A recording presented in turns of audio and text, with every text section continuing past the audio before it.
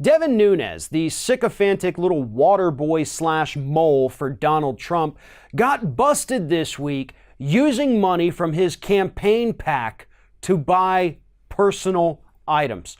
Specifically, Devin Nunes was buying $15,000 worth of tickets to Boston Celtics games. He also spent some of the money on winery tours and lavish trips to Las Vegas.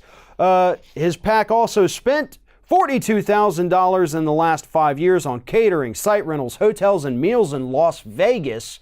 Ironic considering the fact that Devin Nunes is actually a congressman from the state of California. So why he would need to spend his election money in the state of city of Las Vegas in the state of Nevada doesn't make a whole hell of a lot of sense, does it? His PAC's expenditures included $5,000 at 6 different wineries in California that were both outside his district, and $5,000 to Gold Coast Limousine on the same day that he went to those wineries, again, that were outside his district.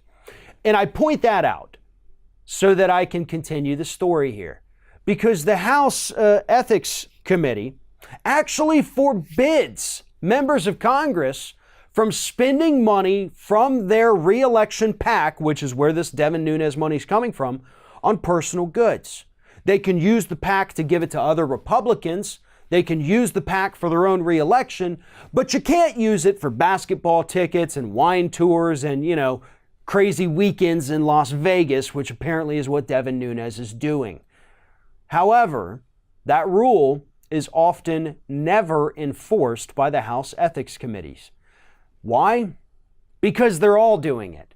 And because our campaign finance laws in this country are so ass backwards that all Nunes has to write down is that it was a campaign expense, that it was for fundraising purposes, and there's no questions asked.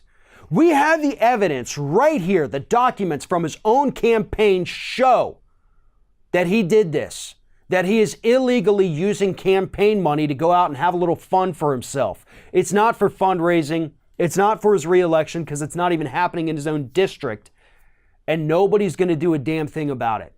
That's what's so sickening about this. And again, Devin Nunes isn't alone. There was a time, in fact, a time when I first started in this business where a story like this would have been the end of Devin Nunes' career. He would have been arrested. He would have been put in jail because, 10 years ago, people were being put in jail for this. But not Nunes, not any of the other people there in Washington, D.C. They have manipulated and rewritten and gotten the Supreme Court to reinterpret what political fundraising money should be used for. And that is why they're able to get away with murder at this point, because there's nobody looking over their shoulders. There's nobody in D.C. that wants to enforce these rules because most of them are probably breaking them themselves.